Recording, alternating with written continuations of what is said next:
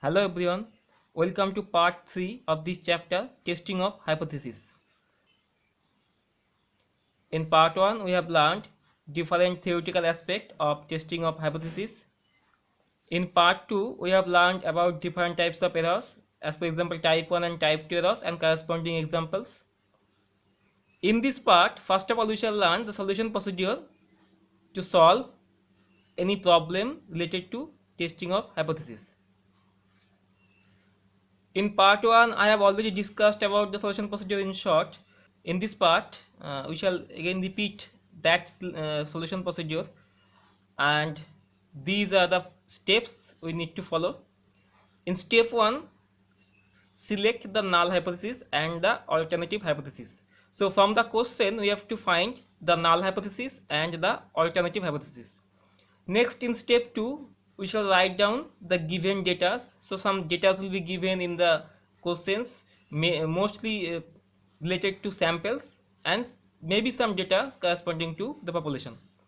In step 3, that is the crucial and vital step, select suitable statistic. In this part, we shall emphasize on this step, that is select suitable statistic. So we shall learn how to select suitable statistics for any problem. In step 4, we have to find the critical lesion.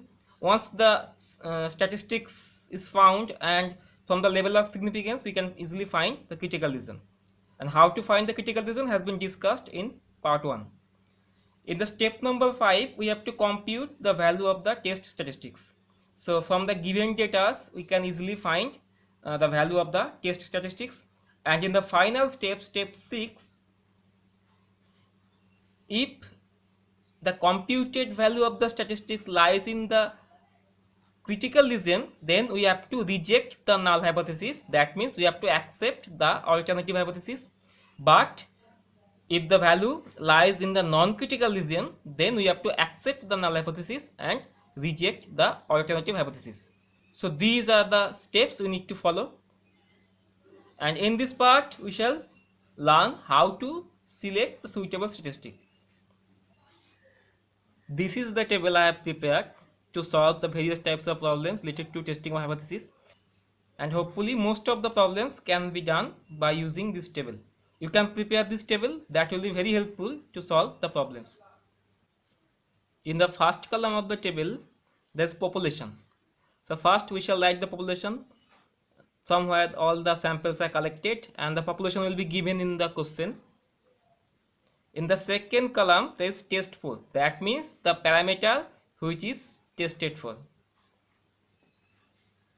Third column is the given data. Actually, in this part, I have written only the data for the population, because the sample data will be given in the question. So I have written only the data for the population. Next, the most important, test statistic, and finally remarks. If there are any remarks, we shall write in the last column. Okay, so first assume that the population is normal mu sigma distribution, and we know that for normal distribution mu is the mean and sigma is the standard deviation. So if the population is normal distribution, then there are three types of problems may occur. Suppose we have to test for the mean, mu, population mean. Suppose the problem is that we have to test for the population mean, and suppose that the other parameter, that is population standard deviation, is given. So in that case we shall use this distribution. It is standard normal distribution denoted by Z, and it is x bar minus mu by sigma by root n. X bar is the sample mean we know, and n is the sample size. If we have to test the population mean, where the sample is drawn from the normal population, and if the standard deviation is given, then we shall use these statistics. Next, assume that we have to test the population mean, but the population standard deviation is not given. In that case, we shall use this distribution. It is t distribution denoted by small t. So t means t distribution, and it is x bar minus mu by small s divided by root n. Okay, n is the population size, and it has degree of freedom n minus 1. So degree of freedom is 1 less than the population size. And what is the value of small s? We know that small s square equal to n by n minus 1 into capital S square. capital S square is the sample variance. So from the given data or from the given sample, we can easily compute the sample variance. From here, we can easily find small s square and ultimately small s. So in that case, we shall use this distribution or this statistic. Next, suppose we have to test for the population standard deviation, sigma. In that case, we shall use this distribution. It is chi-square distribution, and it is equal to chi-square equal to n capital S square by sigma square. Capital S is the sample standard deviation, and it has also degree of freedom n minus 1. Next, suppose that there are two normal populations. One is normal mu1 comma sigma, and the next one is normal mu2 comma sigma. So two normal populations have different mean but same standard deviation. These type of problems occur when we compare mean of two normal distribution. So in that case, we shall test for mu1 equal to mu2, and suppose the common standard deviation sigma is given. In that case, we shall use this statistic. It is also standard normal, and it is equal to root over n1 n2 by n1 plus n2 multiplied by x1 bar minus x2 bar by sigma. X1 bar and x2 bar are sample mean for the samples drawn from these two distribution, and n1 and n2 are the size of the samples drawn from these two distributions.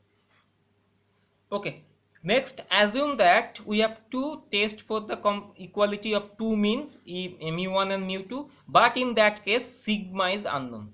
So the population standard deviation is unknown. In that case, we shall use this distribution. It is t distribution, and in that case the statistic t is given by root over n1 n2 multiplied by n1 plus n2 minus 2 divided by n1 plus n2. It is again multiplied by x1 bar minus x2 bar divided by root over n1 capital S1 square plus n2 capital S2 square, where capital S1 and capital S2 are sample standard deviation. X1 and x1 bar x2 bar are the sample mean, n1 and n2 are sample sizes, and it is t distribution. It satisfies t distribution with degrees of freedom n1 plus n2 minus 2. Next, assume that we have to compare the standard deviation of two normal distributions. Suppose these two are normal distributions and we have to test for the hypothesis sigma 1 equal to sigma 2. In that case, we shall use these statistics. It denotes the F distribution with degrees of freedom n1 minus 1 comma n2 minus 1, and where we know that small s1 square is n1 by n1 minus 1 into capital S1 square. Capital S1 square and capital S2 square are the sample variance drawn from these two populations, and n1 and n2 are sample sizes drawn from these two populations. So these are all the possibilities if the population is normal distribution. Next, assume that population is binomial. So we know that in binomial distribution there is only one parameter p, so we have to test for the parameter p. In that case, we shall use this statistic z. It denotes standard normal distribution, and it is equal to u minus np by root over np into 1 minus p. N is the sample size, and what is the value of u? U is the observed value. Actually, this type of problem is called the test of proportion. I shall discuss it later when we shall consider some problems. Next, suppose that there are two binomial distributions, n1p1 and n2p2. Then we have to compare the proportions. That means we have to compare p1 and p2. In that case, we shall use this distribution. It again represents standard normal distribution, and it is equal to u1 by n1 minus u2 by n2 divided by p into 1 minus p multiplied by 1 by n1 plus 1 by n2, where p is equal to this quantity u1 plus u2 by n1 plus n2. So what are the values of u1 and u2? These are the observed values of these two samples. Next, assume that the population is multinomial distribution.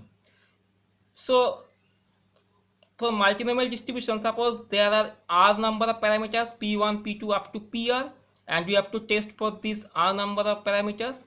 In that case, we shall use this chi-square distribution. It is summation of I equal to 1 to r, that is number of parameters, ui minus npi whole square by npi, where ui are the observed values for the parameters pi, and it represents chi-square distribution with r minus 1 degrees of freedom.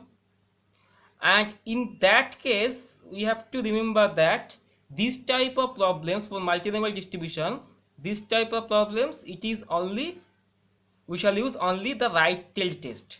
So in that case, for multinomial distribution, we shall use only the right tail test.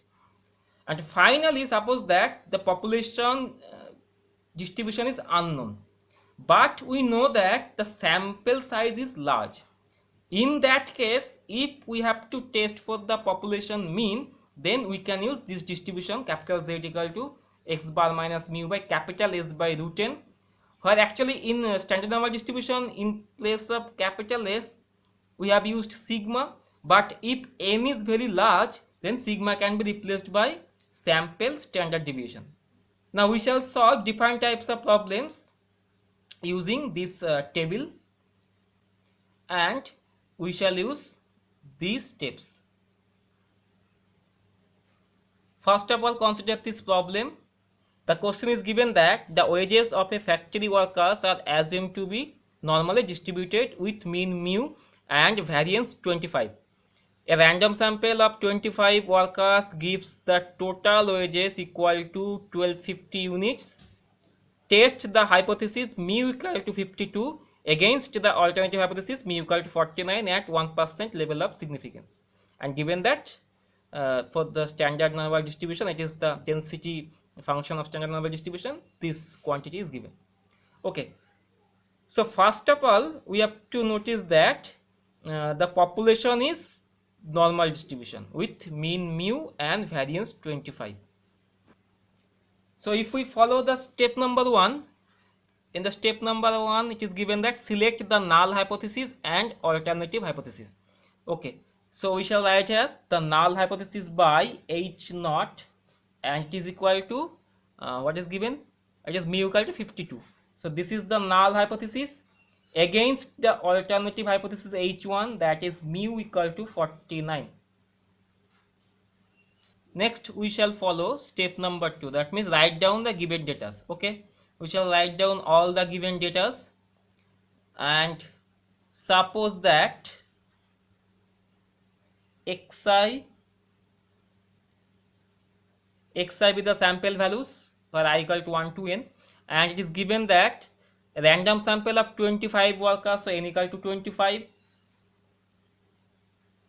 gives the total wages equal to 1250. So total wages means summation xi equal to 1250. So what is the value of sample mean x bar? It is 1 by n summation xi, which will be 1250 divided by 25. So it is equal to 50. So 50 is the sample mean. And here we find that the population variance is given. So sigma square is given, and it is 25. From here you can find sigma equal to plus 5. And this is the data for standard normal distribution. We shall use it later. Okay, next consider the step number 3, that is the most vital step, select suitable statistic. For that problem we shall use this table. Now what is the population? Population is normal, so this is single mean test, and sigma is given. So we shall use this statistic z equal to x bar minus mu by sigma by root n, since sigma is given. Okay, so here we write the statistic, it is x bar minus mu by sigma by root n. Next step is find the critical lesion. So in that case we have to find the critical lesion. For that, first of all we draw the density curve. So here is the graph of standard normal distribution, and by the given data we find that area between minus infinitive and minus 2.32 is 0.01, that is 1%. So suppose this is the point minus 2.32, so area of this shaded part is 0.01. Okay, next from the hypothesis we find that this is a left tail test, because what is the value of this alternative hypothesis? Mu equal to 49, and which is obviously less than 52. So this is left tail test and the level of significance is 1%. So the critical lesion will be 1% area and the remaining 99% area will be non-critical lesion. And since this is left tail test, so we shall select the critical lesion from the left hand side, and obviously this is the critical lesion, so we can write the critical lesion that is equal to from minus infinity to minus 2.32. so this is the critical lesion. Next we shall follow step number 4. Step number 5. The step number 5 is compute the value of the test statistic. Here we shall compute the value of the test statistic. X bar is 50, which is given, and what is the value of mu? As far as the null hypothesis is concerned, it is 52 divided by sigma is 5 divided by root n. N is 25. So after computing this, we find that this is equal to minus 2. So the value of the test statistic is minus 2, and we find that this value lies in the non-critical lesion. So we have to accept the null hypothesis. That means A0 is accepted. So A0 is accepted. So the final answer should be yes. The null hypothesis that the average wages of the workers of the population is equal to 42. It is accepted at 1% level of significance. So that completes this problem. We consider next example. So this is example number 2. 9 patients to whom a certain drug was administered registered the following rise in blood pressure. So these are the rise in blood pressures in unit. Test the hypothesis that the drug has no effect on the blood pressure at 10% level of significance. Okay, assuming that the sample is from a normal population. So population is given, it is normal, and the population standard deviation is unknown here. So start the solution. First we write the hypothesis, consider the null hypothesis, and we assume that mu is the average rise of blood pressure if the drug is implemented. So if the drug has no effect in rising the blood pressure, then we assume the null hypothesis as mu is equal to 0. So mu is the average rise in blood pressure. Against the alternative hypothesis, so in null hypothesis we have assumed that the drug has no effect. So in alternative hypothesis we find that, or we write that the drug has an effect. So we assume mu not equal to 0. Next we shall write all the given data. So these are the sample data are given. So from these sample data we can easily find the sample mean and standard deviation. Next we shall find the suitable statistic.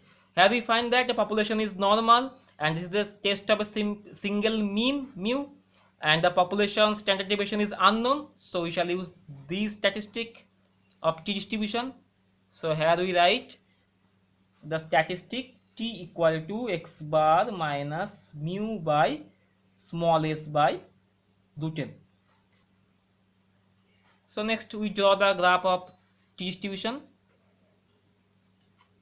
So this is the rough sketch of this distribution, t distribution, and it is given that area greater than 1.86 is 0.05. So area between 1.86 to plus infinity is 0.05, that is 5%. And since this is two-tailed test and the level of significance is 10%, so the critical lesion will be 10% area and the remaining 90% will be non-critical lesion. And since this is two-tailed test, we have to select this 10% area from the two sides or two ends. So if this is 1.86, and since t distribution is symmetric with respect to 0.0, so there is one more point minus 1.86 such that area between minus infinity and minus 1.86 is 5%, that is 0.05. Combining these two, we find that area of these shaded regions is equal to 0.1, that is 10%. So here we write the critical region. So the critical region is from minus infinity to minus 1.86 union 1.86 to plus infinity. So this is the critical region. Next, we shall compute the value of this test statistic, for which we need x bar and small s. So mu will be 0 here, and the values of x bar and small s can be computed by these given samples. So here we compute x bar. X bar is 1 by n summation xi, and capital S square is 1 by n summation xi minus x bar whole square.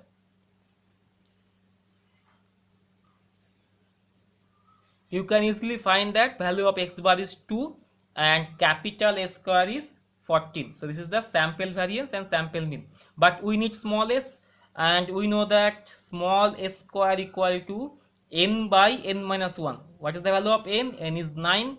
N by n minus 1 into capital S square, that is 14. So this is 9 by 8 into 14. This is the value of small s square. And the next step is we have to compute the value of this test statistic. So here we compute the value small t equal to x bar. What is the value of x bar? It is 2 minus mu, as far as null hypothesis is concerned, it is 0, divided by small s. Small s is root over, it is nothing but 126 divided by 8, divided by root n, that is 1 by root 9. So which, after the calculation, we find that this is approximately equal to 1.512. So this is the value of test statistic, and we find that this value 1.512 lies in the non-critical region. So there is somewhere 1.512, so it lies in the non-critical region. So that means we have to accept the null hypothesis. So H0 is accepted. So therefore our conclusion is that yes, it can be stated that the drug has no effect in rising the blood pressure as far as 10% level of significance is concerned. So that completes the solution. That completes this part also. In the next part, we shall solve few more problems. Thanks for watching.